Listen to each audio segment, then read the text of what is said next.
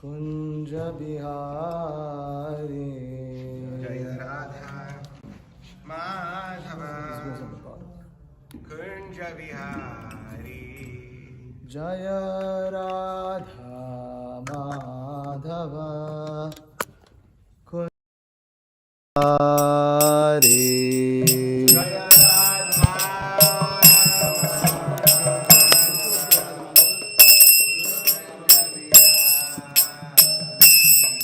Gopi Jana Vallabha Girivaradhari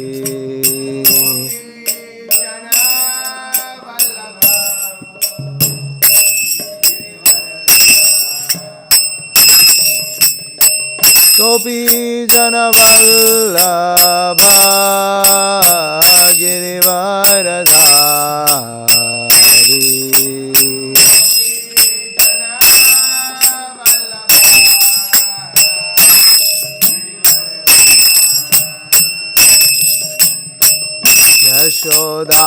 Yashodanandana Braja Janaranjana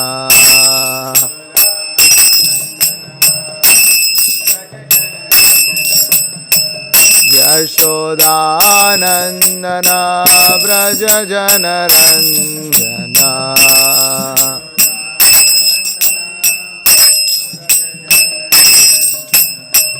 Yamuna Tira Vanachari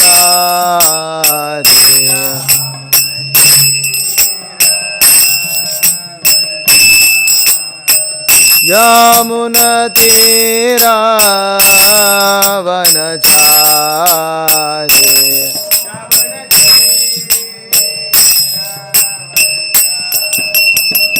Jaya Radha Madhava Kunja Vihari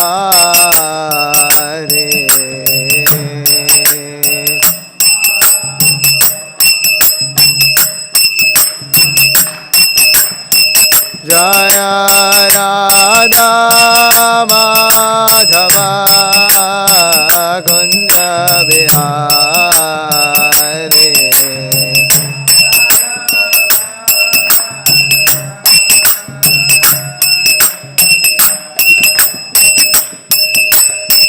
Gopi Jana Vallabha Girivaradhari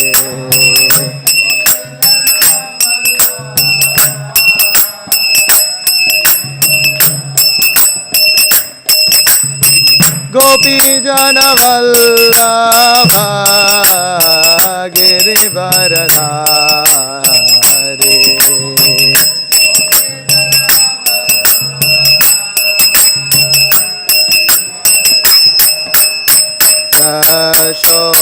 Yashodanandana Braja Janaranjana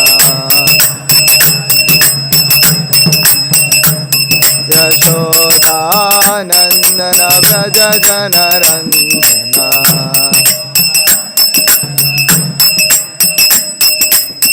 Yamuna Tira Vanachari Yamuna Tira Vanachari Jaya Radha Madhava Kunja Bihari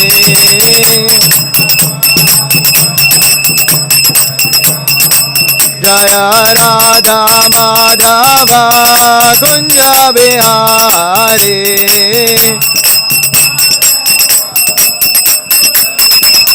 Jaya Radha Madhava Kunja Bihari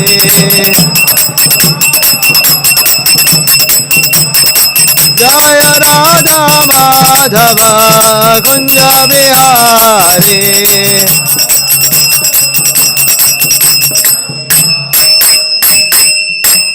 Jai Om Vishnupad Paramahamsa Parivrajaka Acharya Ashtotar Sata Shri Srimad अभय चरणारविंद भक्ति वेदांत स्वामी श्रील प्रभुपाद की जय. Srimad Bhagavatam ki jai. All glories to the assembled devotees. Hare Krishna. All glories to the assembled devotees. Hare Krishna. All glories to the assembled devotees. Hare Krishna. All glories to Sri Guru and Sri Gauranga. All glories to Srila Prabhupada. Namo Vishnu Padaya Krishna Prishnaaya Bhutale Srimate Bhakti Vikas Swaminiti Namane. Namo Om Vishnu Padaya Krishna Prishnaaya Bhutale Srimate Bhakti Vedanta Swaminiti Namane. Namaste Saraswate Deve Gauravani Pracharine Nirvishesha Shunyavadi Paschatya Deshatarine. Om Namo Bhagavate Vasudevaya. Om Namo Bhagavate Vasudevaya. Om Namo Bhagavate Vasudevaya. Reading from Srimad Bhagavatam, Canto 2, Chapter 2, Text 6. Evam svachitte swataha eva siddhaha atma priyaha arthaha bhagavan anantaha tam nirvritaha niyata arthaha bhajeta samsara hetu uparamaha cha yatra evam svachitte swata eva siddha. Evam svachitte swata eva siddha. Atma priyortho bhagavan anandaha.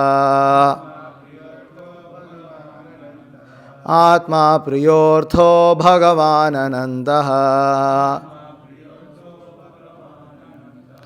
Tam nirvrito niyatartho bhajeta.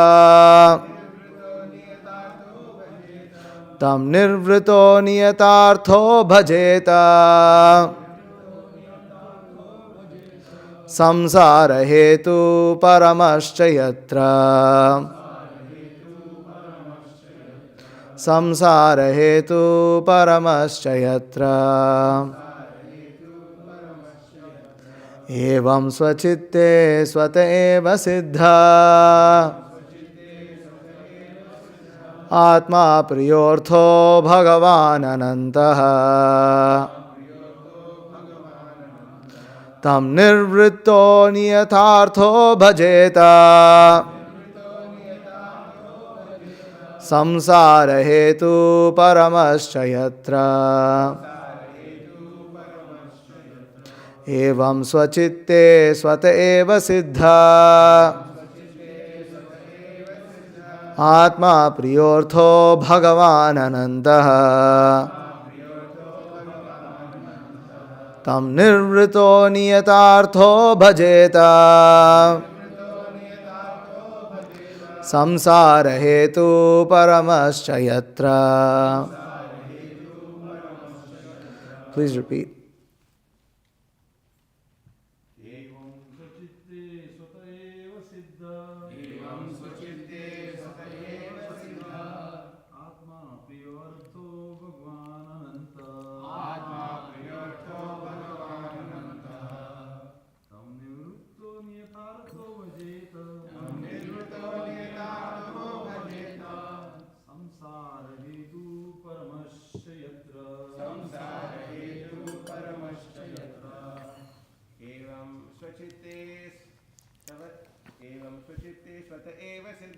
Evam svachitte swata eva siddha. Atma priyortho bhagavan anantaha. Nirvrito niyatartho bhajeta. Samsara hetu paramascha yatra. Evam svachitte swata eva siddha. Atma priyortho bhagavan anantaha.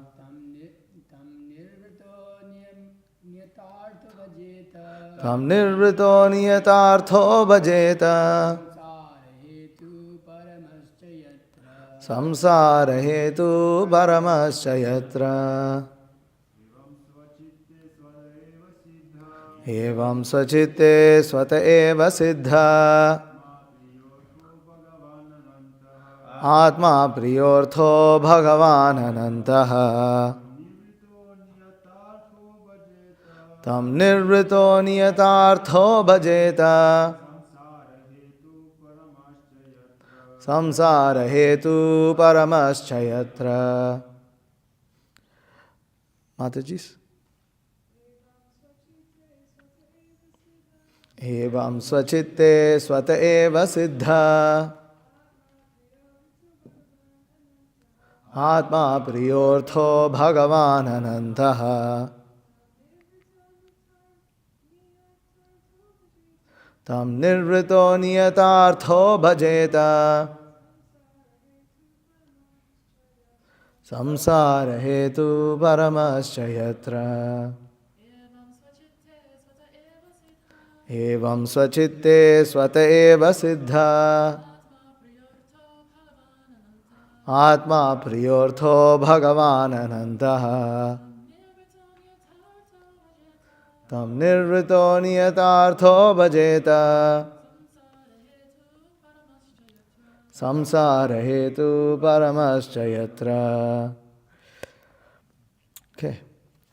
Word to word translations. Evam, thus, svachitte, in one's own heart, swataha, by his omnipotency, eva, certainly, siddhaha, fully represented, atma, the supersoul, priyaha, very dear, arthaha, substance, Bhagavan, the Supreme Personality of Godhead, Anantaha, the Eternal Unlimited, Tam, unto him, Nirvritaha, being detached from the world, Niyata, permanent, Arthaha, the supreme gain, Bhajeta, one must worship, Samsara Hetu, the cause of the conditioned state of existence, Uparamaha, cessation, Cha, certainly, Yatra,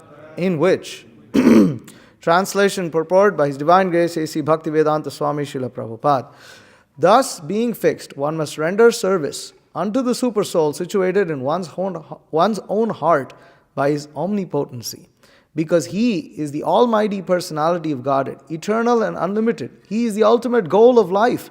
And by worshipping Him, one can end the cause of the conditioned state of existence. Purport. As confirmed in Bhagavad Gita 1861, the Supreme Personality of Godhead, Sri Krishna, is the all-pervading, omnipresent Supersoul. Therefore, one who is a yogi can worship only Him, because He is the substance and not illusion. Every living creature is engaged in the service of something else. A living being's constitutional position is to render service. But in the atmosphere of Maya or illusion, or the conditioned state of existence, the conditioned soul seeks the service of illusion. A conditioned soul works in the service of his temporary bodily relatives, like the wife and children, and the necessary paraphernalia for maintaining the body and bodily relations, such as the house, land, wealth, society, and country. But he does not know that all such renderings of service are totally illusory. As we have discussed many times before, this material world is itself an illusion, like a mirage in the desert.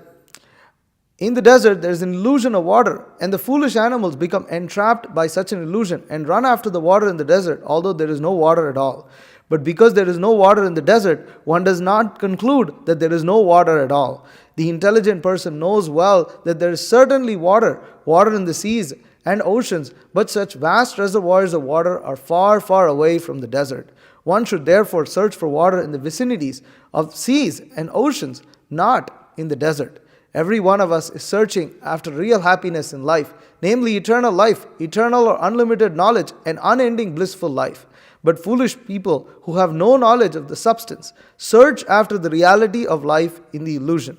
This material body does not endure eternally, and everything in relation with this temporary body, such as the wife, children, society and country also changes along with the change of body. This is called samsara, or repetition of birth, death, old age and disease. We would like to find a solution for these problems of life, but we do not know the way. Herein it is suggested that anyone who wants to make an end to these miseries of life, namely repetition of birth, death, disease, and old age, must take to this process of worshipping the Supreme Lord and not others, as it is also ultimately suggested in Bhagavad Gita 18:65. If we want to end the cause of our conditioned life, we must take to the worship of Lord Sri Krishna, who is present in everyone's heart by his natural affection for all living beings, who are actually the parts and parcels of the Lord. Bhagavad Gita 18:61. The baby in the lap of his mother is naturally attached to the mother, and the mother is attached to the child. But when the child grows up and becomes overwhelmed by circumstances, he gradually becomes detached from the mother. Although the mother always expects some sort of service from the grown-up child and is equally affectionate towards her child, even though the child is forgetful. Similarly, we are all part and parcel of the Lord. The Lord is always affectionate to us, and He always tries to get us back home, back to Godhead. But we, the conditioned souls, do not care for Him and run instead after the illusory bodily connections. We must therefore extricate ourselves from all illusory connections of the world and seek reunion with the Lord, trying to render service unto Him because He is the ultimate truth. Actually, we are hankering after Him as the child seeks the mother. And to search out the Supreme Personality of Godhead, we need not go anywhere else because the Lord is within our hearts. This does not suggest, however, that we should not go to the places of worship, namely the temples, churches, and mosques. Such holy places of worship are also occupied by the Lord because the Lord is omnipresent. For the common man, these holy places are centers of learning about the signs of God. When the temples are devoid of activities, the people in general become uninterested in such places, and consequently, the mass of people gradually become godless, and a godless civilization is the result. Such a hellish civilization artificially increases the conditions of life, and existence becomes intolerable for everyone. The foolish leaders of a godless civilization try to devise various plans to bring about peace and prosperity in the godless world under the patent trademark of materialism. And because such attempts are illusory only, the people elect incompetent, blind leaders one after another who are incapable of offering solutions.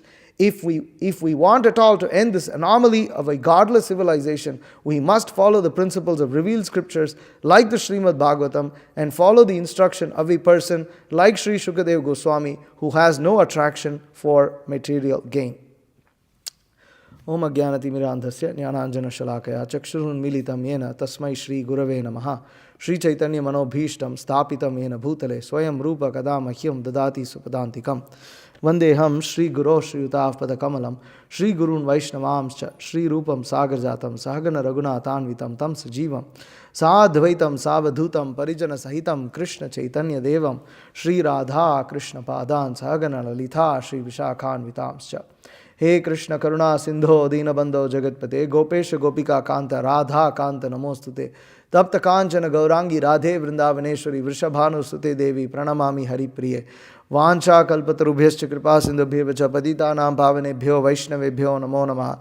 Jaya Shri Krishna Chaitanya Prabhu Nityananda Shri Advaita Gadadhara Shri Vasadi Gaura Bhakta Vrinda. Hare Krishna Krishna Krishna Hare Hare Hare Rama Rama Rama Hare Hare.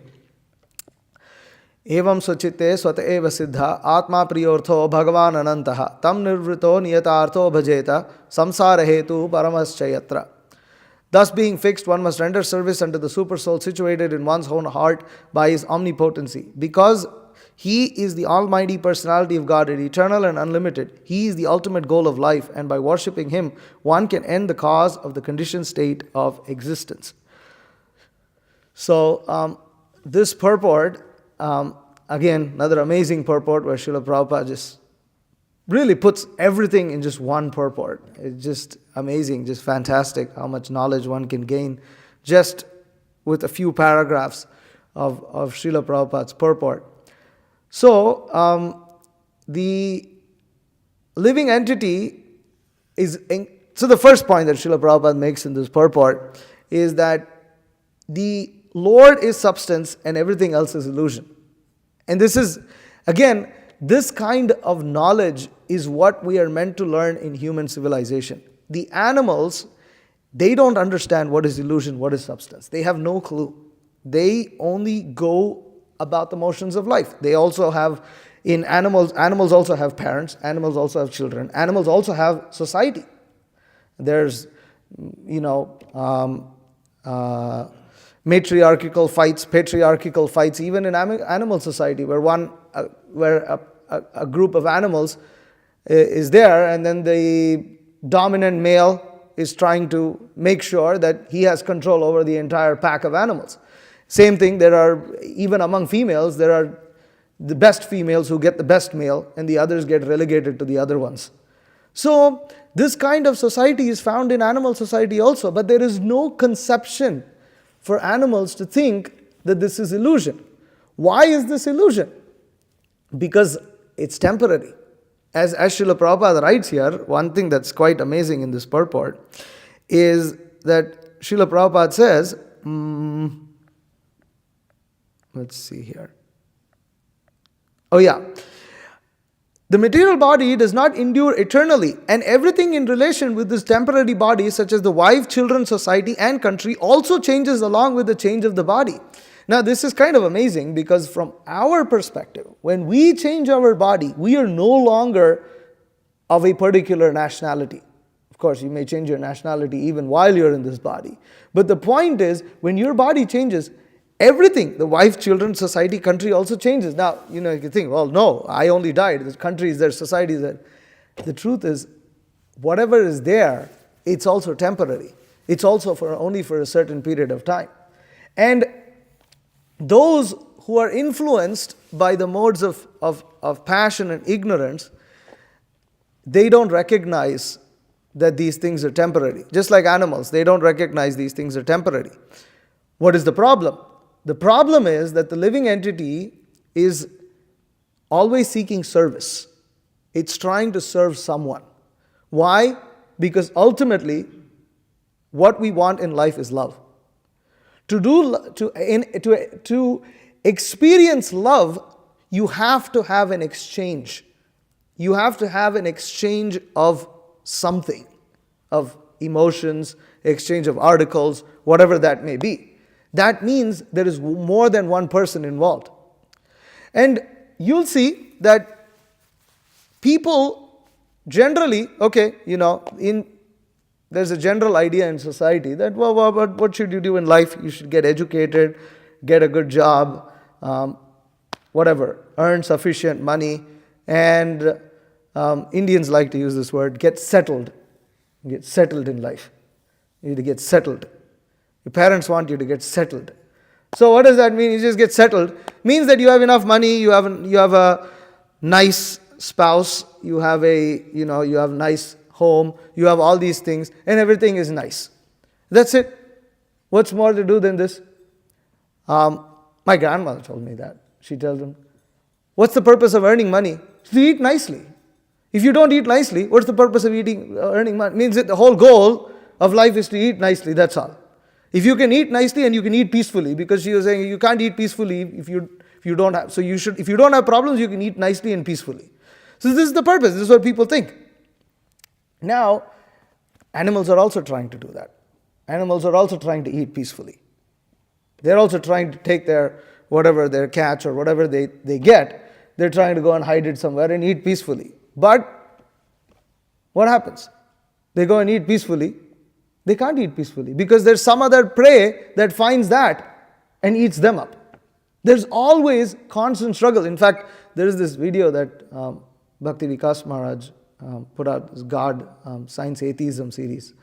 And there, the video begins with a clip from, I think it's Richard Dawkins, some film of his. And he says this, there's suffering, there's so much suffering in this world, undeniable, cold. I don't know, he used some words there, I can't remember exactly. But the point is there's suffering, because right now, at the moment that we are speaking, just before I even finish the sentence, he says that so many animals are dying, and so many animals are in the process of running away to save their lives. So there's suffering in this world. And that is the point. The living entity is seeking love and is trying to love in peace. But this peace is constantly disturbed by two things. One is the peace is disturbed by the fact that there are forces in this material nature that just disrupt things, throw things out of balance. Second is our bodies are temporary, so when we die, everything is over right there. So actually, when we die, the wife changes, children changes, society changes, and country also changes. And kind of like seems a little flip. It's quite nice to ponder over that point about how transient actually everything is. But foolish people, they don't understand. They identify their very existence with these temporary things. And God bless America. Why can't God bless Russia? Why shouldn't God bless China? Why not? Why? Because this bodily conception and their whole conception of religion, their whole conception of God, their whole conception of life is based on this body that they have obtained. And Prabhupada says here, we would like to find a solution for these problems of life, but we do not know the way. Herein it is suggested that anyone who wants to make an end to these miseries of life, namely the repetition of birth, death, disease and old age, must take to the process of worshipping the Supreme Lord and not others. If at all we want to end the cause of our conditioned life, we must take to the worship of Lord Sri Krishna, who is present in everyone's heart by his natural affection for all living beings, who are actually the parts and parcels of the Lord. And this is the problem, because until we come to the devotional science of understanding that this world is illusion, what is real substance is the Supreme Lord, we are spirit souls, the aim and purpose of life is to worship Krishna. Because without worshipping Krishna, we are not getting substance, we are simply getting illusion. And Prabhupada is giving a very nice example here about how one cannot find water in a desert. One has to seek water where the water is, such as the seas and the oceans or the rivers. But the seas, oceans and rivers are far away from the desert. So, similarly, when we realize that this human form of life is actually meant for worshipping the Supreme Lord, when we actually meant to connect with that real substance, which is the Supreme Lord who is within our heart, then our lives become actually meaningful. Those who don't understand this, they like to follow processes of religion where they think that God has given this world for us to enjoy. The problem is, if you really ponder over this concept, you will become an atheist.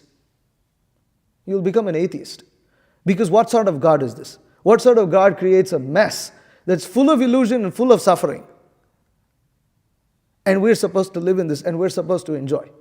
You can't really enjoy this. What are you meant to enjoy? Now people say, no, this is very depressing. It's not. Because the process of Krishna consciousness is actually innately blissful. And that Srila Prabhupada also says, I think in the beginning he says that. We just read that. He said, we want unending, oh yeah, there it is. Every one of us is searching after real happiness in life, namely eternal life, eternal or unlimited knowledge, and unending blissful life. The wise person realizes this. And when a wise person realizes that we are searching after this, eternal life, eternal unlimited knowledge, and unending blissful life, then we will seek out knowledge that gets that. How do you get it? Srila Prabhupada continues further down in this purport, very nicely. He says, so you have to worship the Supreme Personality of Godhead, which because He is within our heart. And then Prabhupada makes the point that when the temples are devoid of activities, the people in general become uninterested in such places. And consequently, the mass of people become godless, and a godless civilization is the result. So, when we don't come into the association of devotees, when we don't come into association of those who are practicing Krishna consciousness, of those who are actually wise, it's difficult to become wise. Actually, in this regard, there is a nice, let's go to 4:22-24.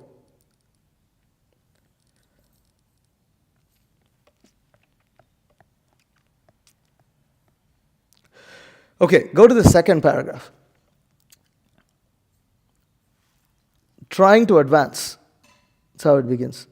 Trying to advance in spiritual life outside the disciplic succession is simply ludicrous. It is said, therefore, Acharyavan Purusho Veda, one who follows the disciplic succession of the Acharyas, knows things as they are. So, to know things as they are is extremely important in order to be able to understand how we are supposed to become happy. If you don't know things as they are, how are you? And Prabhupada says, if you don't follow the disciplic succession, the trying to advance in spiritual life is simply ludicrous. So, therefore, there is what's called as devotional sadhana. And for sadhana, sadhana basically means a practice, a spiritual practice. And spiritual practice is like, it's a form of exercise. Just like we have to exercise this body to maintain the body. In order to maintain spiritual life, you also have to do sadhana. Otherwise, your spiritual life will not get maintained. And that is extremely important to understand because many people, they come to religion or approach knowledge or Krishna consciousness thinking it's a tool to achieve something else. They think, oh, I've experienced this. Okay, now I'll do what I like. Or I've given this a try. Or people like even when they come, many times they approach us at the airport or something like this, and they're like, hey, can you tell me how can I get the monk tools, the tools of being a monk? I got this like once I was asked this. Can you tell me the tools of being a monk? Because their understanding, and this is also highly promoted in books like The Monk Who Sold His Ferrari and things like that, where they think of monk life or spiritual life as tools that you gain. Okay, I need to learn how to control my anger. And this is what they promote, right? Like you become a monk, and now there's so many people who say they were ex-monks, and what are they? They are life coaches. What are their life coaches? Their life coaches, I'll teach you how to be truthful. I'll teach you how to be calm. I'll teach you how to be, what is it? Moral value conscious. A high value, moral, conscious male. All this kind of... So, and all this kind of complete nonsense. What? So that you can find the girl, so that you can find that hot girl. That's basically. That's pretty much what it is. I mean, one openly actually said that. I'm gonna control myself so that I can pick and choose the right girl, so that I don't get tempted by all the nonsense ones. So, all this kind of nonsense, cheating is going on in society today. Because again, ultimately all of this comes from the misunderstanding that this world is meant for our enjoyment. This world is actually meant for us to become comfortable here. This world is not meant for us to be comfortable. As much as we try to become comfortable in this world, the more that comfort gets disrupted. This is the reality of this world. Now, what does that mean? Does that mean we have to simply suffer? No. We take shelter of the person who created this world. And how do you do that? You come into the association of devotees, and there is a process in how that shelter is achieved. It's just like, Prabhupada would also give the example, this is actually in the Shastras, that the cat, it carries both its kitten and the mouse in its mouth. But the same mouth that the cat has, for one, it is protection for its kitten, for its own offspring, whereas for the mouse, that very jaw of the cat is death, is the jaw of death. So similarly, in the material world functions like this. For one who's taken shelter of Krishna, for one who's understood that the purpose of human life, because this human life is obtained after many births. Why? Because reincarnation is a fact. I saw somebody, anyways, there was another thing I saw recently, that someone had their dog passed away. So anyways, on this YouTube thing, they always give you some, suggestions. So there's this one weather thing that popped up. And so that weather guy put a post on YouTube that his dog's like passed away or something like this. And so one person comments, don't worry, when you go to heaven, you'll see your two dogs, and they're there waiting for you. So, and then I was thinking, see, people say all this kind of stuff, and it's supposed to be comforting, but you think a little deeply about it. So this dog was born as a dog, and it went to heaven. In heaven, what age is it? Like, is this dog like a puppy? Is this dog older? If the dog had a bruise, does it have that bruise in heaven, in the body? Does it have the bruise or before the bruise? Or when you go to heaven, if your conception is that you're going to have your wife, children, and grandma and everywhere, so your grandma's older than you or younger to you, did your grandma get a choice if she could be a 15-year-old girl when you were not born? Or is she expected to be, the 65-year-old babushka?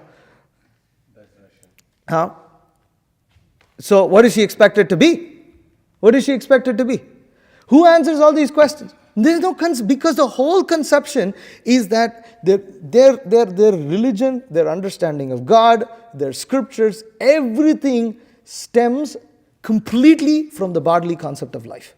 Absolutely from the bodily concept of life and nothing else.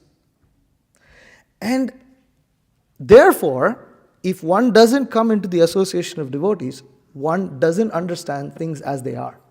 You can't understand things as they are. And why can they understand? They can't even understand the concept of reincarnation. Oh, this dog passed away. Oh, he's in heaven, it does a dog. The dog is a spirit soul, just like all of us. And the dog's body is temporary. When the body dies, the soul doesn't die. The soul is now transmigrated into another body. This is called reincarnation. That's why it's called karma. Otherwise, how can one answer? Why is someone rich? Why is someone poor? Why is someone born? Why am I born as an American? I think God bless America. And why did God put someone else as a Russian? No, Satan did that. Anyway, it's also kind of weird ideas. Not really any clear conceptions. So, when one comes into the association of devotees, the first aspect of spiritual exercise, sadhana, is to associate with devotees regularly. Just like anybody who wants to advance in a particular field of knowledge has to associate with those who are in that field of knowledge.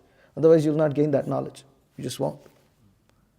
So, in order to gain understanding of knowing things as they are, we have to take shelter of those who actually know God, who know Krishna. And Prabhupada would say, we know God's name, we know God's form, we know God's address. Who knows these things? We know God's phone number, the Hare Krishna Mahamantra. We know all of this. And the knowledge is perfect. Now, how do we know that this is perfect? Because the knowledge is complete. And when the knowledge, you have a particular science, and when that science is executed, the result is obtained. It's not some imagination. It's not simply based on one's faith. You can, one thing I've always liked to hear at different times and circumstances is how different devotees came to Krishna consciousness. How different devotees came. It's always very, very inspiring to hear. Because whenever you hear each story, you can't deny the fact that this is something extraordinary. This is something transcendental. Now one may say, well, there are other things in other places, other religions or whatever may also have that. Yes, but do they also offer the solution to all the problems of life? Do they also offer a clear philosophy that explains the nature of this material world, the nature of the soul, time, karma? Is all this explained? If it's not explained, then there's something lacking. And by following that process, one experiences bliss. You're all doing Harinam in Athens, so you see a lot of drunk people. Why do people get drunk? One of the reasons they like to get drunk is to become carefree. Because they forget all their problems, and you become carefree, and then you go crazy. So they go crazy, and they like doing that. But actually, and when you get actually intoxicated, you do things that you're pretty embarrassed about after you become sober. But that's the state of intoxication. There is some enjoyment there. There is some enjoyment in just being carefree. The thing is, devotees in the 70s, 60s and 70s, they would use the hippie language, and stay high forever. What is that? Never. Tune in, drop out. And Maharaj gave a class about this recently. I don't remember all of them. Stay high forever and never don't. What is that? No. No more coming. No more coming down. That's it. No more coming down. So Krishna consciousness gives that bliss. Like these things, like you all experienced even in this own retreat. The first thing that practically all three of you told me, at least when you saw me, is that we actually played with cow dung. It's such a amazing thing. How do I play with cow dung? Somebody will say, you were brainwashed. You were brainwashed. You were completely crazy. You associated with crazy people, you went crazy. Yes, you did go crazy. And we are crazy in the estimation of those who think that this body is everything in life, who think that this temporary life is everything, and that even God and religion is related to this temporary body. Yes, we are crazy. We are absolutely crazy. We go crazy every morning. We go crazy every time there's kirtan. And those who are not devotees, they can't appreciate this. They can't understand it. Because it breaks, it's a circuit breaker in their head. It doesn't fit according to what they expect things should happen. It doesn't fit. Like, how is that? As that Maharaj says this often, Bhakti Vikas Maharaj in his class, but even in a recent class he was saying how when Srila Prabhupada was preaching, it was in Nityananda Trayodasi, the lecture, he was saying how devotees were, in Texas, and they were renting a house, and the neighbors were complaining because the devotees were, doing kirtan, and their neighbors were complaining, this music that they're doing is a nuisance. And so the landlady, she's supporting the devotees, and so the cops came, and then she's supporting the devotees. They said, these are nice people. They don't drink. They don't, bring prostitutes and have sex and things like that. They don't take drugs. They're vegetarians. And the police are shocked. What do they do for enjoyment? What do they do for enjoyment? How do they have fun? So it's a circuit breaker. Like something must be weird. And so, but it's not, because actually this is not an artificial process. And the proof is that people from all parts of the world, in any circumstance, at any age, can experience this process of Krishna consciousness. It's based on very solid philosophy. And the process is that one associates with devotees, because when you associate with devotees, automatically you chant more rounds, because ultimately that chanting is what fortifies our Krishna consciousness. That chanting removes us from illusion. The chanting associates us with Krishna.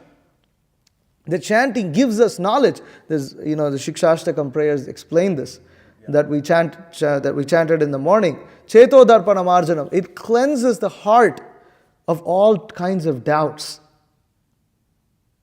And one experiences actual happiness, real happiness that one can't deny.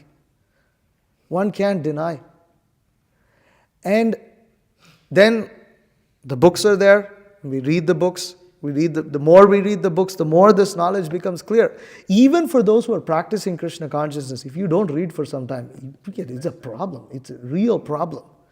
Because if you don't read, all kinds of doubts come into the head.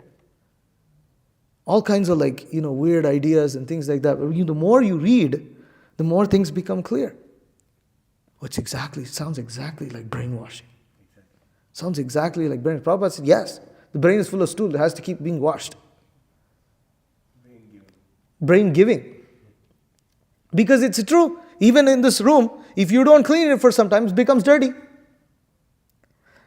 Anybody who's experienced, many times, there might be somebody who's very expert in doing something, but then they didn't do it for 15 years. And then when they want to do it, it's like, oh my God, I did it after such a long time, and then they have to get a hang of it, and then, immediately they pick it up. So what's the problem? Same thing. Same thing has to be applied for Krishna consciousness. Ultimately, if one comes to the understanding that this This human form of life is actually meant for worshipping Krishna. It's actually meant to achieve liberation from the cycle of birth and death. Then one can very seriously practice Krishna consciousness. And even if one might be struggling, one might have difficulties in this and that, the only real thing that one needs to do is the first aspect of sadhana, is to come and associate with devotees. The more you associate with devotees, everything follows after that. Everything follows. You start following the 4 regulative principles, chanting 16 rounds, taking prasadam, things like this.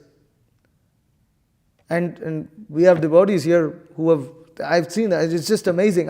Some things like, really, some memories really stick out. Like I remember when Navani Hoda Prabhu, he came to Miami. First time he came with us on a retreat down to Miami. He didn't even know what was going on. Just like all of y'all didn't know what was going on. So he came to Miami and he came on this Harinam. And it was just such a touching scene because he just burst into tears. He says, I've never felt so happy in my life. I've never felt so blissful. Now, everybody who knows Navani knows that it took him a while after that to actually become fixed up in Krishna consciousness. He went through his ups and downs, but one thing he never gave up was devotee association. And taking prasadam. He never gave up taking prasadam either. And, he personally told me whenever he had fall downs and things like that, he would give donations. Because he'd make him feel better. It's okay, here, take money. I'm so fallen, I'm so messed up. At least take some donations, because at least that might because he had the right concept. Krishna saved him. Krishna saved him. I personally, it's amazing. It's amazing. Why? He's such a personality. You can worship his lotus feet. He's worshipable. Why? Because he's attached to Krishna. And Krishna becomes very dear to such people. Because these people are not approaching God out of a conception of their own body.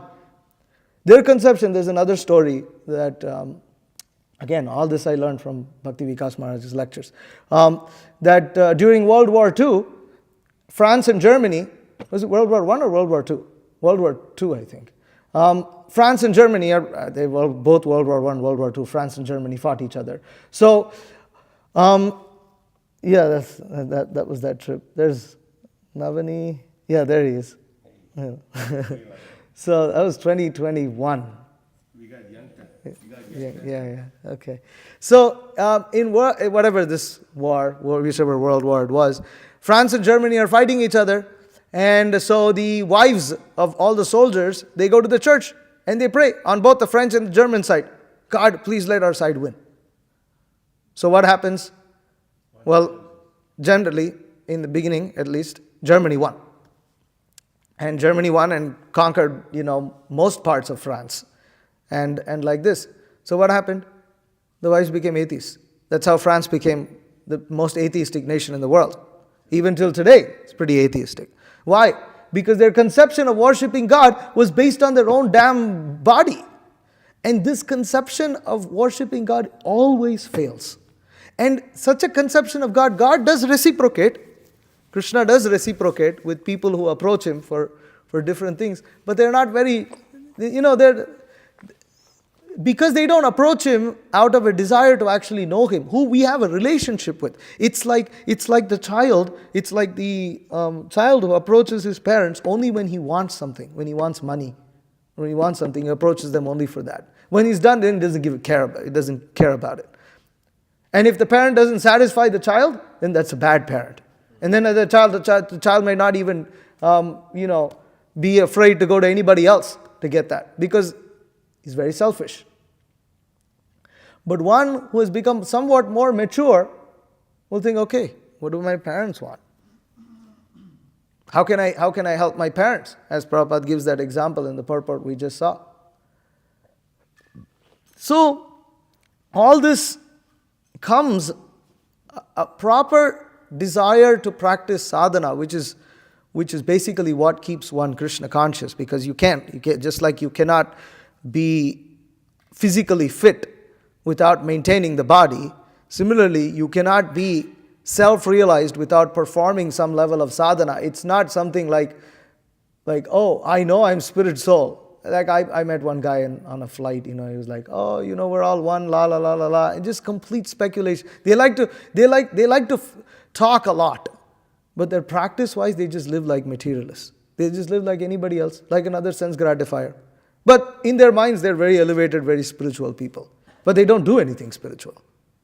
So there is a sadhana, there's a process by where we have to chant our rounds. It's called ABCD. You have association of devotees, read the books, chant Hare Krishna, and then? D for distribution. No. D for diet. Dance. D for diet. Prasadam. You take prasadam. So you're not from India, therefore you don't know all these nice things that we come up with.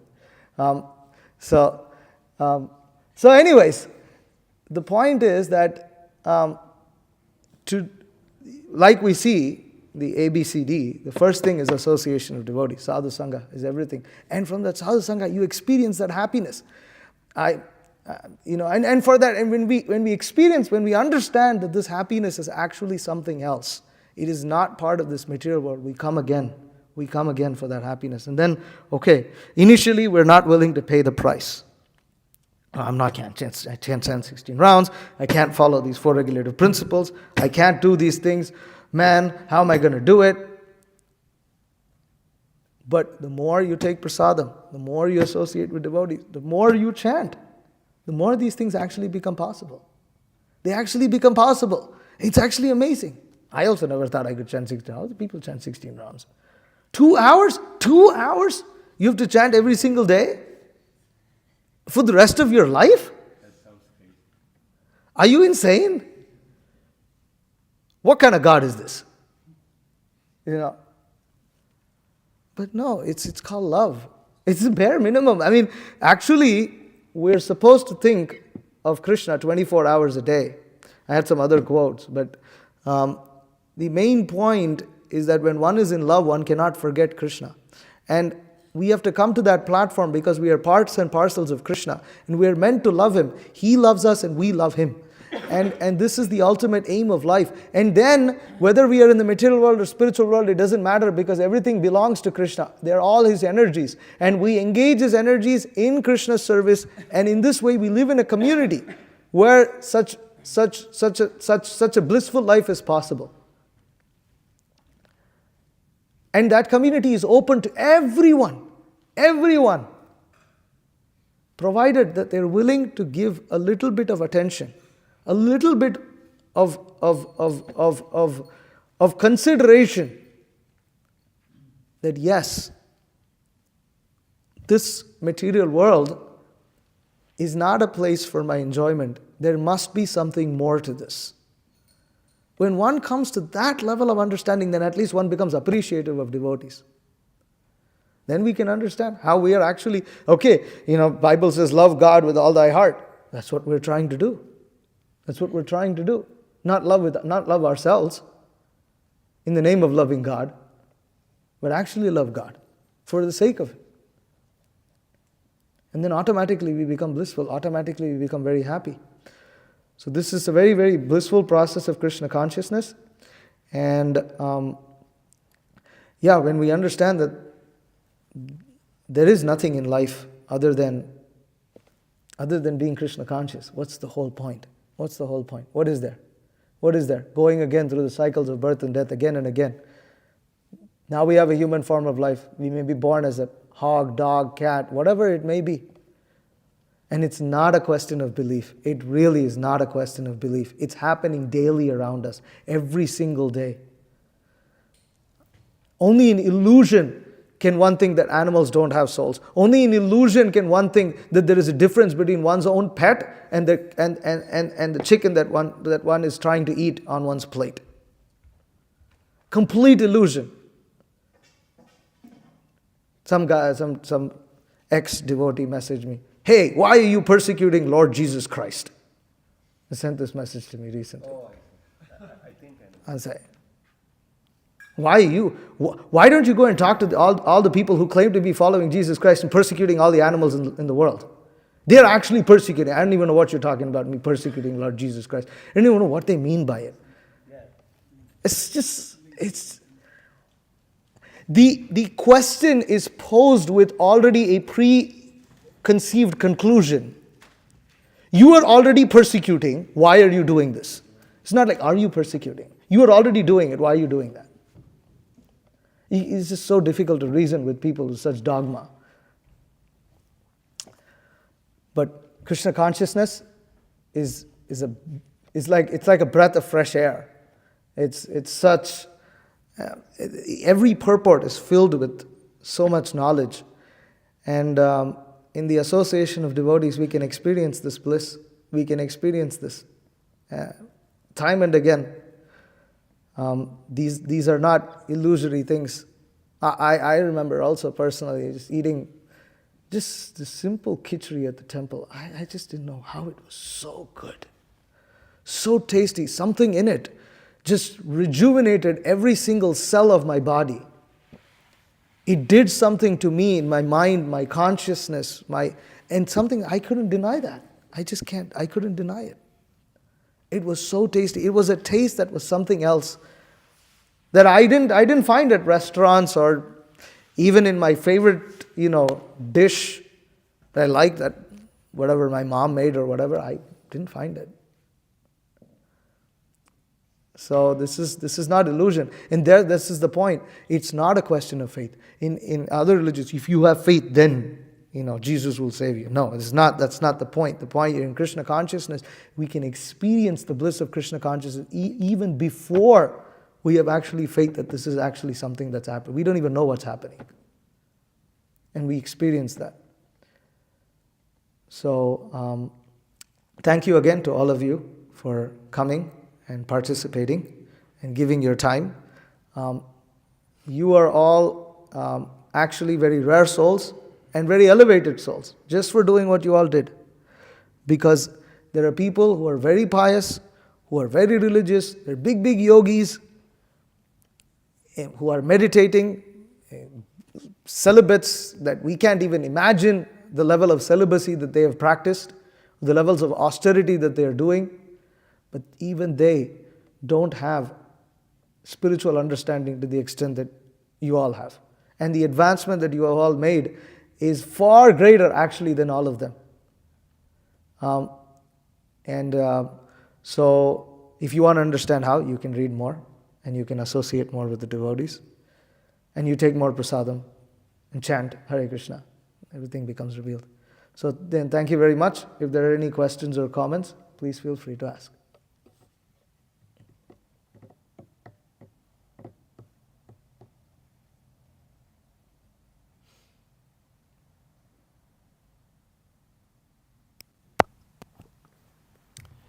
One of the things I remember specifically about Navani Hoda Prabhu, in that Harinam, he was just dancing and then some random karmi went up to him and told him, "You look so happy. Yeah. You look so happy." And he was like, even the karmis are noticing that's true. That I feel so happy.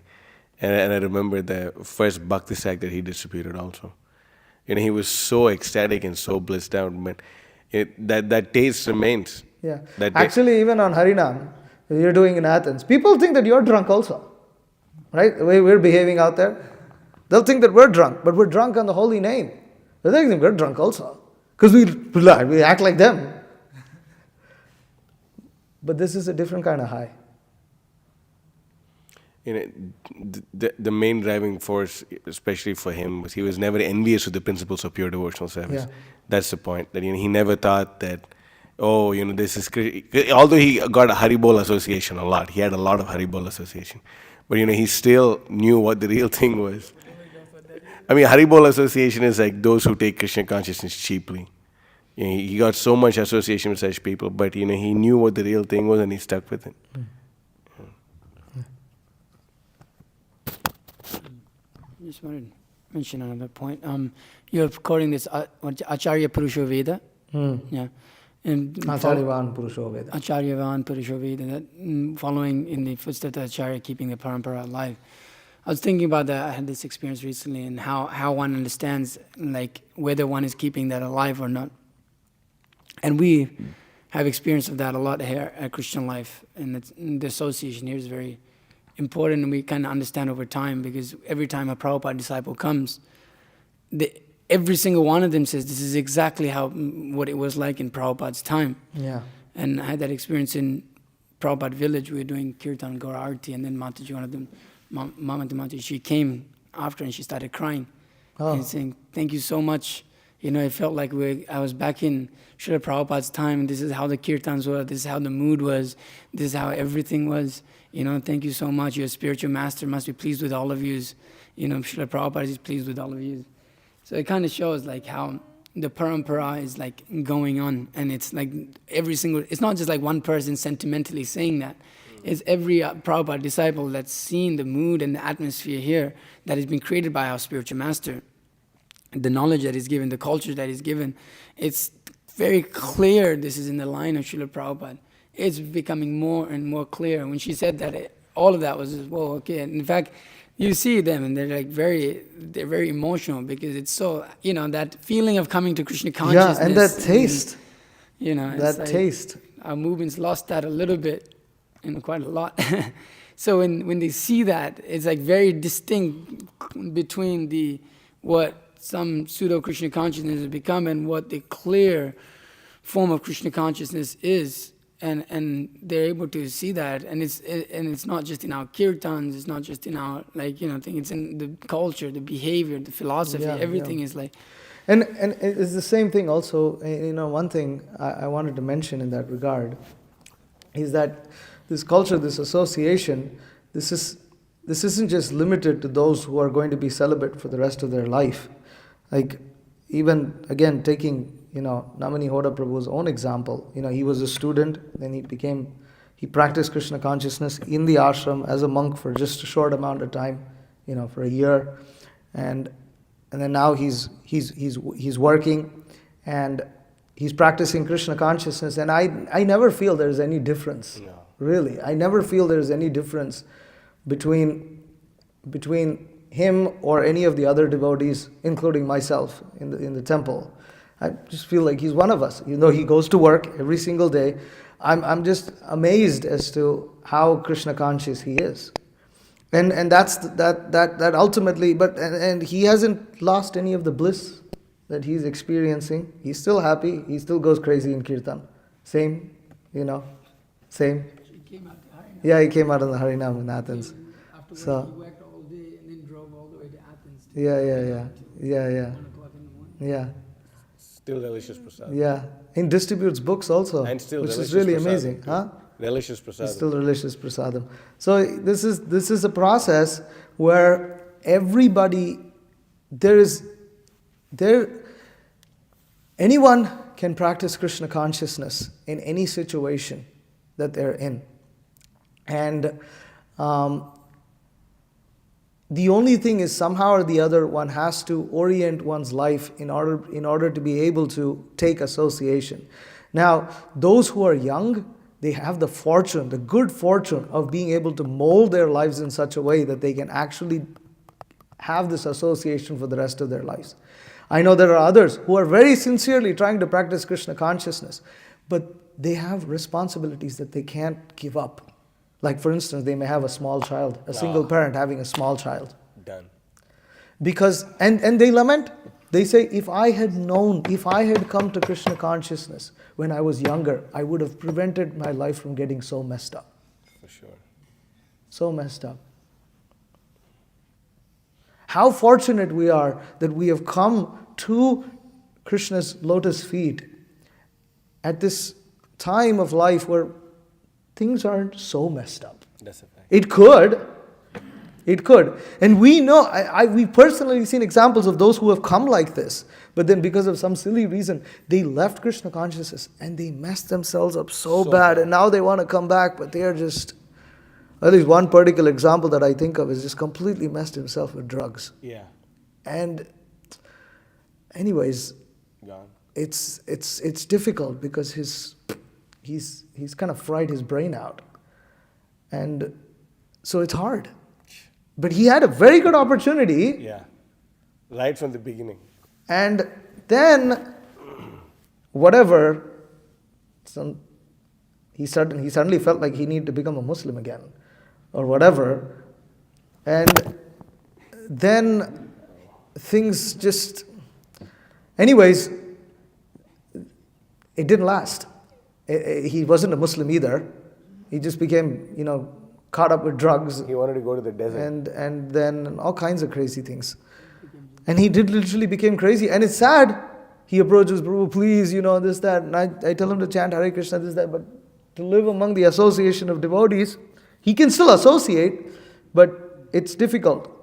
It's difficult because, he's kind of messed up. Anyways, yeah. I remember this, you told me this, when we were in Ponds, there was some random karmi, he was probably 60 or something, and he, older than that, he was probably, you told me he was an older man, that's what you told me, really old, 70s or something like that. And, he came to a program in Ponds, and he went upstairs, he sat in the program for some time, he heard the class, he stopped overdoing, and 15 minutes later he came back and he said, I used to come to your place back in the 1970s, and then you guys haven't changed. And he left, and we thought that even the karmis, they realize that it's the same. Yeah. Yes. Okay. Avadut has something. Prabhu, you're talking about the Christian path, how you have to have faith and then you can see God.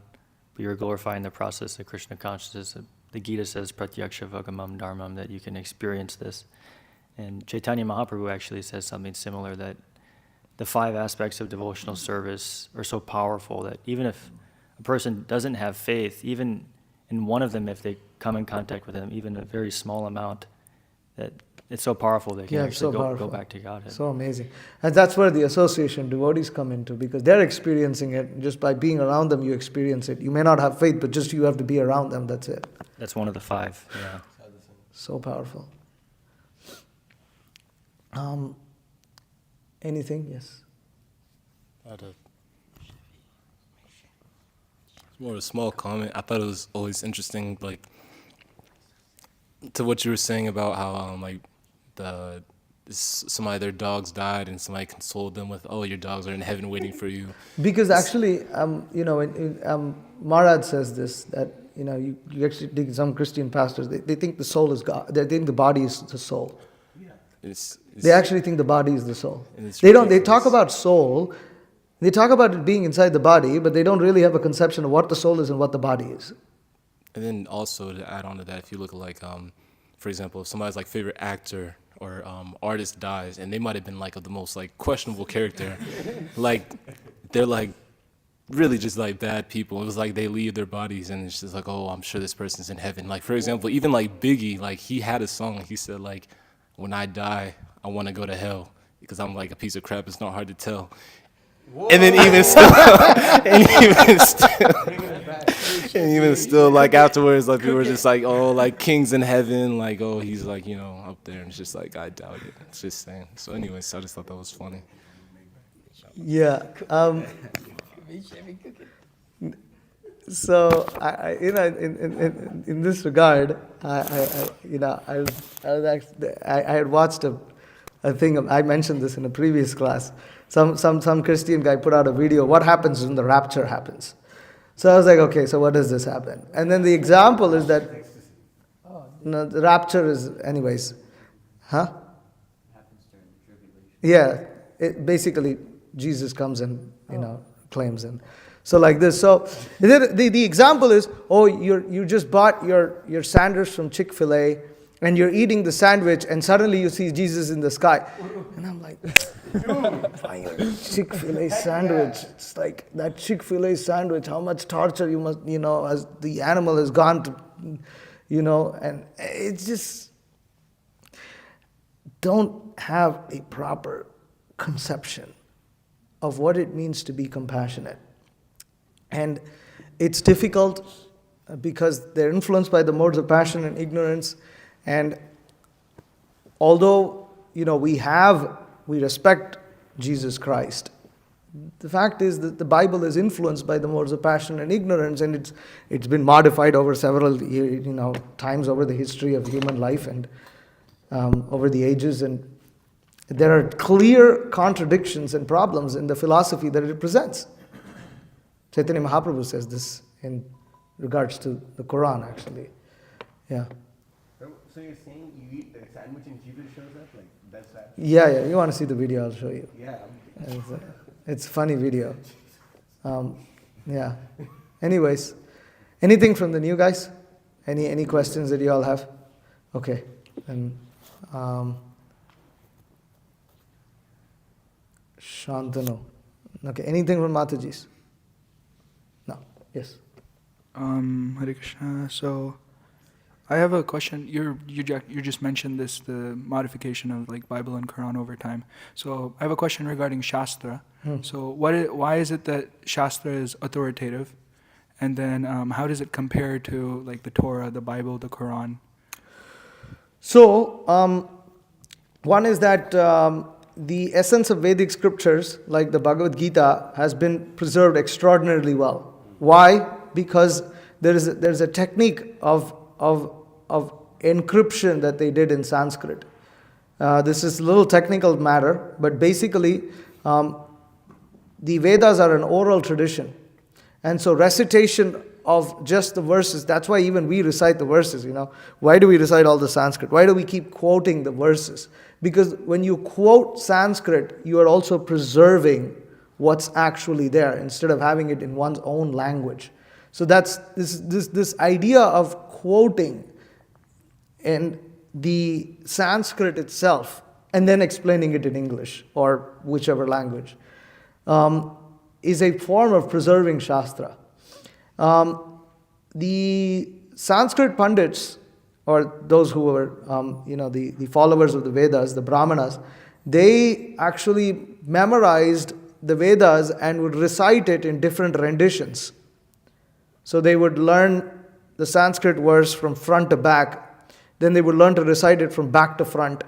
Then they would recite it by they would recite the first, say they split the verse into 4, and then they recite the first part with the last part, and then the third part with the second part. And then there are different versions of how you recite this, and then how you break it and how you recite it. This is a form of encryption. And by reciting it in these different ways and learning it, because there were specific ways in which you recite, and there's like about I forgot exactly how many different ways of recitation. They would recite this, and then it was taught like that, and you would memorize like this recitation. So even if you make a mistake in one of the recitations, the other one will correct it. And everybody won't make mistake in everything. And so in this way, Shastra is preserved. Especially texts like Bhagavad Gita, you can find even linguistic scholars agree with the extent of how the Bhagavad Gita has been like. All over India, it's very, very, very similar. There's like different ways in which the verses are split. So then you have like the 700 versus 702 or something like this. But otherwise, it's right there. And why? Because the Bhagavad Gita presents the essence of Vedic knowledge. Yes, many parts of the Vedas were lost, but the essence is still there. So the Bhagavad Gita, more Bhagavad Gita actually. The Bhagavatam we accept because it comes from our acharyas. But then we see that the Bhagavatam is aligned with the Bhagavad Gita, so...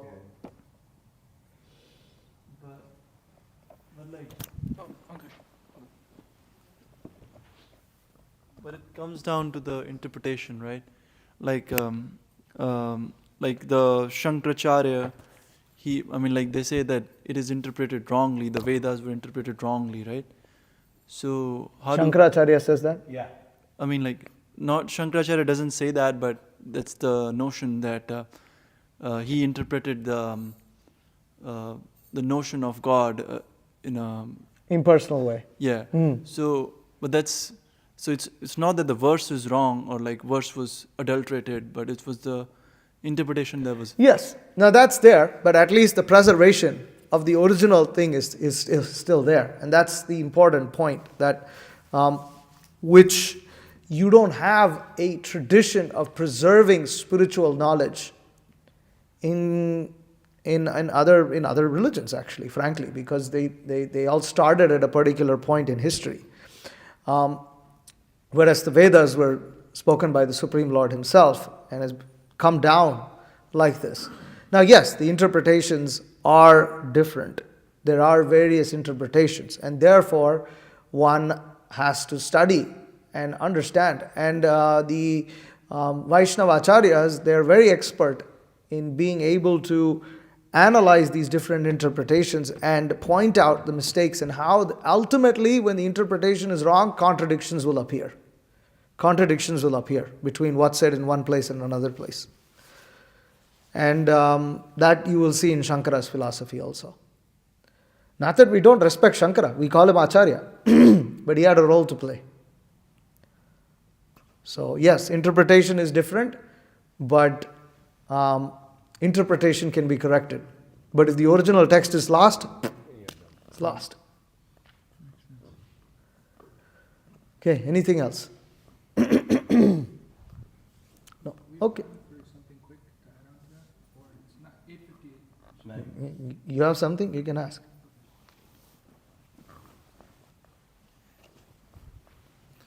Okay, so the culture of preservation is there, but then different sects will say regarding like the origin of the text. Okay, so the preservation is there in the Vedic text.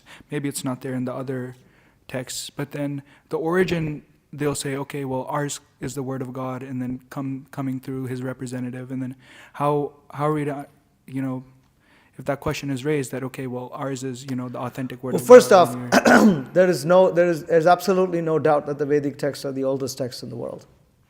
That linguistic people accept this. Sanskritists accept this. What are those people called? Anyways, I don't remember what they exactly. Anthropologists? And Indologist. Indologists all agree that the Vedas are the oldest texts in the world. There's no doubt about it. And that because of that, even though they may assume that there are other dialects and this and that, Sanskrit is the only language, the oldest language that they can think that is structured and properly presented, and is actually highly advanced language. So, they can argue, but this is the oldest text. So the world is old, and this is the oldest text. So it must have come from Krishna. Where else did it come from? It's so advanced knowledge. Yeah, now not that, we're again, like I said, it's just people could say, oh, you're saying this, we're saying this, but the point is, look at the knowledge, look at the quality of the knowledge that's presented, look at the language of how advanced it is, look at the age of the text, look at the method in which it's been preserved and the tradition that it has encouraged. Bhagavad Gita, Krishna tells Arjuna, fight, fight, fight, fight. But you will not find one war that was waged in history based on Bhagavad Gita. After people read Bhagavad Gita, okay, we're going to fight. Not even a single one. Because such advanced spiritual knowledge. So many people became enlightened by reading Bhagavad Gita. So that the incomparable nature, basically what you find in other scriptures you will find in Bhagavad Gita. What you find in Bhagavad Gita you will not find elsewhere. It's a standard. Prabhupada says it's the standard of the Bhagavad Gita. Okay, all right. Thank you very much. Srimad Bhagavatam ki jai, Srila Prabhupada ki jai. Vanchakalpatrubhyascha kripa sindhubhya vacha patitanam pavanebhyo vaishnavebhyo namo namaha.